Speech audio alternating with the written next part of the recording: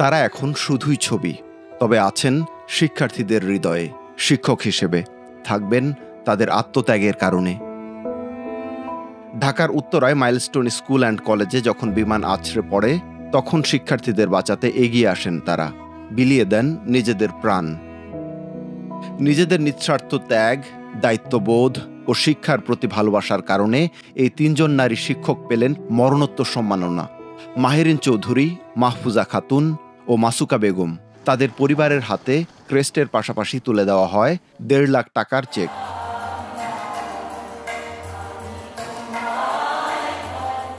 IPDC প্রথম আলো প্রিয় শিক্ষক সম্মাননা ২০২৫।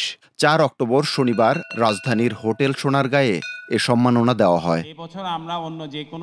তিনজনকে মরণোত্তর সম্মাননা দেওয়ার পাশাপাশি আরও ৭ জন শিক্ষককে দেওয়া হয়েছে বিশেষ সম্মাননা।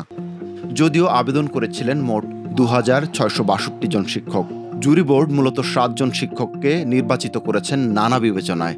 শিক্ষা প্রতিষ্ঠানগুলোতে ব্যতিক্রমী উদ্ভাবন, পড়াশোনার কৌশল, সামাজিক কাজ সহ নানা কারণে। আমি একটা ছোট্ট স্কুলের প্রধান শিক্ষক হিসেবে আমি এই জায়গায় যে সম্মাননা পাবো সেটা ভাবতে পারিনি।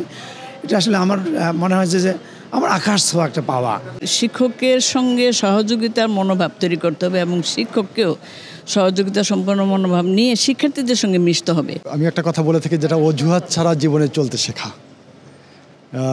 এই জায়গাটিতে কাজ করেই আমার এই অ্যাচিভমেন্টটা এনে দিয়েছে বলে আমি মনে করি।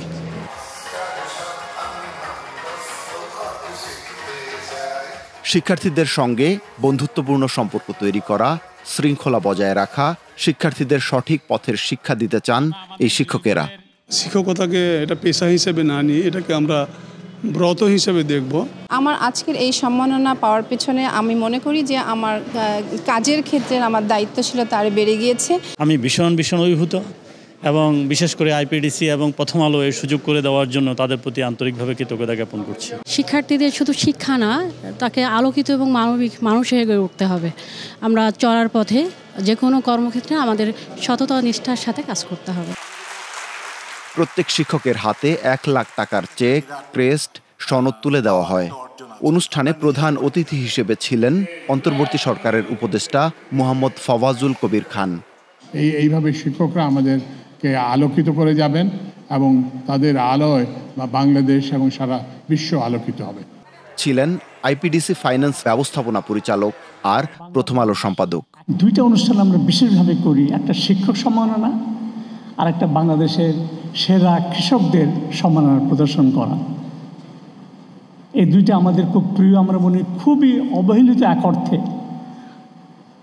তাদের প্রতি আমাদের দৃষ্টি আমরা দিয়ে, কারণ শিক্ষক যারা দেশ, রাষ্ট্র, সমাজ গঠনের পেছনে তারা কাজ করেন, আবার কৃষক যারা আমাদেরকে বাঁচিয়ে রেখেছেন। শিক্ষকরা যেমন ছাত্রছাত্রীদের ইচ্ছা পূরণ করে, ছাত্রছাত্রীর স্বপ্ন পূরণ করার জন্য সহযোগিতা করে, আইপিডিসি তেমনভাবেই মানুষের আকাঙ্ক্ষা বাস্তব রূপে নিতে কাজ করে থাকে। সম্মাননাপ্রাপ্ত শিক্ষকেরা জানান, এমন উদ্যোগ শিক্ষকদের জন্য অনুপ্রেরণা হিসেবে কাজ করবে।